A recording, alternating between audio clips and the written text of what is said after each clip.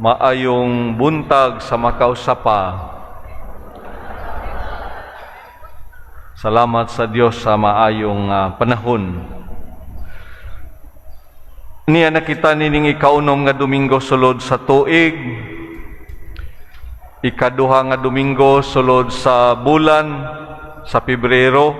Ikaduhang bulan sa tuig 2022. Ugma pohon pitsa 14 sa ganini. Valentine's Day. So let me greet you in advance. Happy Valentine's Day. Bisan kon gikan gibagyo na paghihapon kita sa pandemya, hope and pray happy lang gihapon ang Valentine's Day. Wish ko lang, no? Sana all days Valentine's.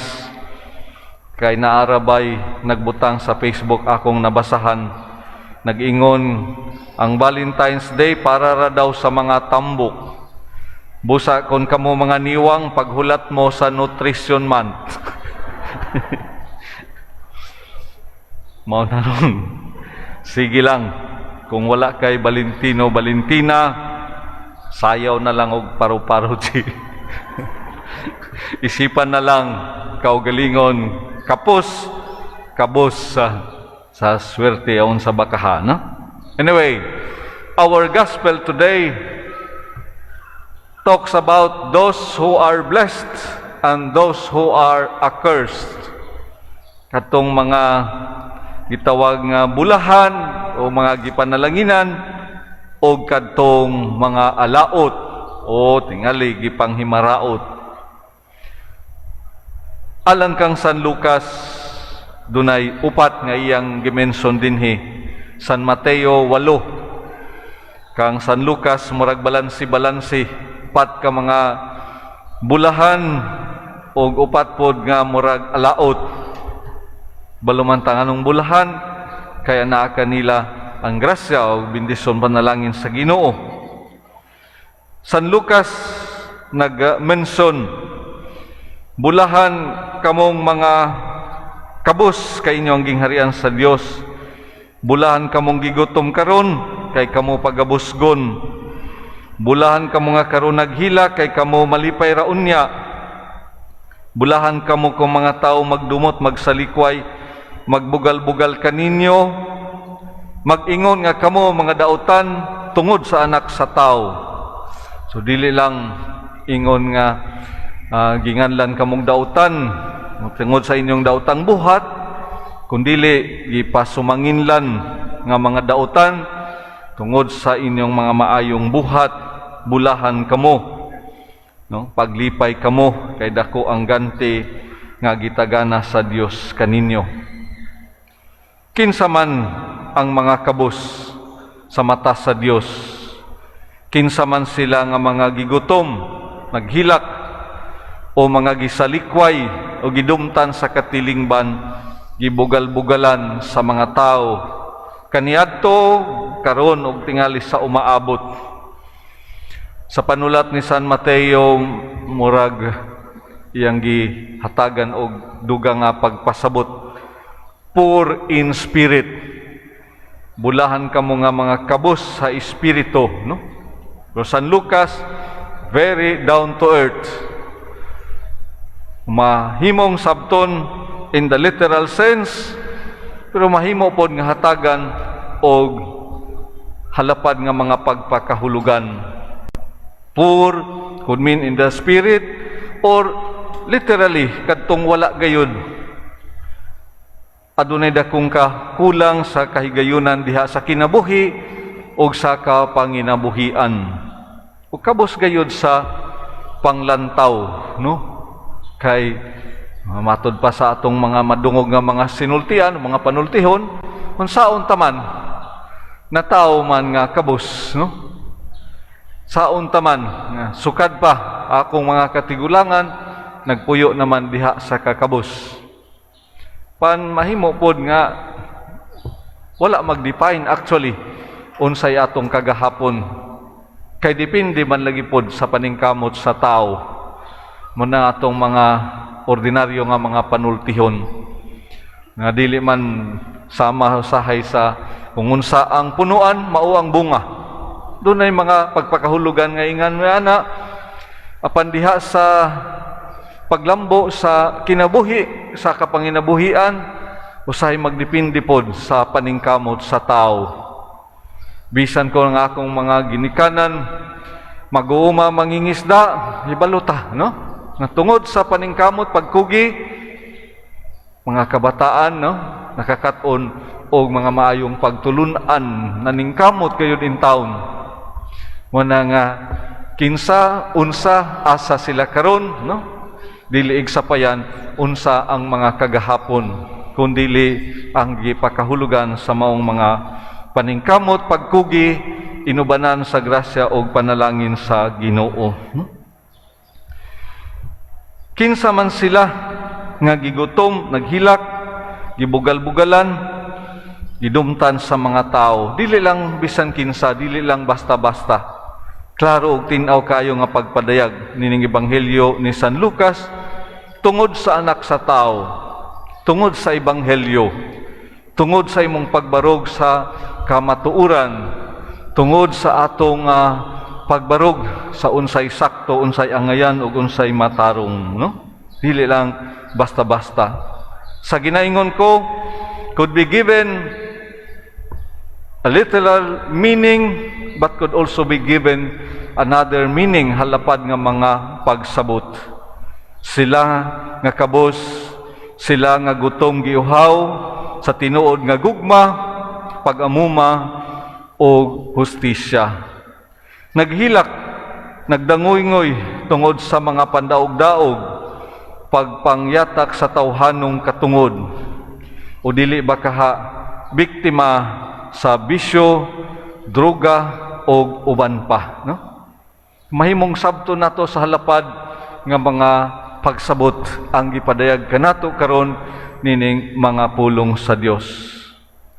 Sa tawhanon, kalibutanon, tingali materialistic nga to nga mga panglantaw. Lisod og dili sayon masabtan kining mga pagtulunan diha sa pagkabulahan, pagkaalaot sa konteksto sa gingharian sa langit. Panahibalo kita nga kung ang atong mga lakang anaa sa Ginoo, no? Madawat gayud nato kini nga ganti sa mga kabulahanan. Gipaunhan naman kita nining unang pagbasa gikan sa basahon ni propeta Jeremias nga nag-ingon ang Ginoo, silutan ang tao nga motalikod kanako. Mosalig lamang sa mga tao o sa iyang kaugalingong kusog sa iyang pagkatao, no? Sama siya sa usa ka kupong-kupong sa kamingawan nga nagtubo sa ugang yuta, maabot ang panahon, mamatay ra gayud ug ambot asa siya mo paingon. Apan panalanginan sa Dios ang tao nga mosalig kaniya. Panalanginan sa Dios ang tao nga mosalig kaniya. Ibutang iyang pagtuo, paglaom diha sa Ginoo. Salmo responsoryo nagdugang sa pagingon, bulahan sila nga nagalaom sa Ginoo sa tanang panahon sa ilang kinabuhi, dili lang sa panahon sa kawadon, kalisod og mga pagsulay, bisan pa man sa kanindot, kaharuhay o kahayahay diha sa kinabuhi, no? Sa ginaingon ko, balikon ko, sa tawhanon, kalibutanon, materialistic nga panglantaw, dili sayon, dili ingon niya na kadali masabtan kining mga pagtulunan nga gihatag kanato sa atong Ginoo nining atong mga pagbasa karon labi na gayud diha sa ebanghelyo. Kay tingali we ask also this question, what is blessed in having little, no? What is good in suffering from hunger and want, no? Unsa may anaan ni ana nganong man nga gipahimugatan, gipahingmusgan man gayud kining kinabuhi sa pagkabulahan, taliwala sa pagantos, kasakit, masalimuot nga kinabuhi nga atong gisinati kaniadto o karon og tingali sa umaabot, no? Dili man tingali lisod nato nga masabtan bisan kun dili ang kinatibuk-an gayud. Kayang Dios nga nagpakasama kanato, gihubo ang iyang kaugalingong pagka-Dios.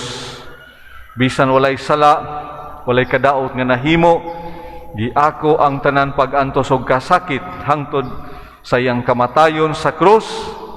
Pandiha sa iyang pagkabanhaw, nakita nato mga igsoon nga bisan ang kamatayon walay gahom diha kaniya. Bisan unsa nga matang sa pag-antos, wala nagapabilin diha sa kamatayon ng atong Ginoo. Hinuon sa iyang pagkabanhaw, naghatag kanato bag-ong pagsalig, bag-ong paglaom, ug bag-ong kalipay. Ug madamlag usab kitang tanan nga mga binunyagan, tawag nga mga Kristiyanos, makatagamtam usab sa kinabuhi nga walay katapusan uban kaniya, sama kaniya nga naghatag kanato nining maong mga pagtulunan. That is why in other texts, sa lain nga pagbasa sa Ebanghelyo, ang atong Ginoo nag-ingon, let those who have ears listen. Let those who can put this into practice do it, no? Katong adunay kahigayunan diha sa paghatag og kahulugan nini sa konkreto nila nga kinabuhi, no? Himoa kini, no? Daghan atong giila, daghan giproklamar sa simbahan. Modelo o ingon nato, no, nga panig-ingnan diha sa kinabuhi sa pagsalig, pagtuo, paglaom diha sa Ginoo, atong mga santos, santa ug martiris sa Dios.